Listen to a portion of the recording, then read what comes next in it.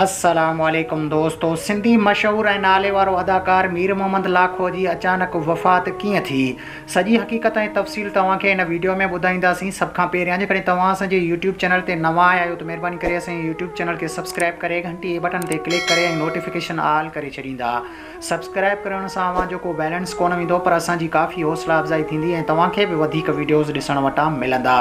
हलूं था पंहिंजे मेन टॉपिक तरफ़ त सिंध जो क़दीम अदाकार ऐं पत्थर दुनिया ड्रामे खां बेपनाह मक़बूलियत माणींदड़ मीर मोहम्मद लाखो। मुझो लीमो कमदार नाहे, लीमो कमदार के कुत्ते ते नालो रखजां। सॼी सिंध जे माण्हुनि जे मुंहनि ते मुर्कूं विखेरींदड़ सिंध जो भलोड़ आर्टिस्ट ऐं बहितरीन शख़्सियत जो मालिक सकरंड शहर वासी अदाकार मीर मोहम्मद लाखो अॼु हिन फ़ानी जहान मां लाॾाणो करे वियो आहे।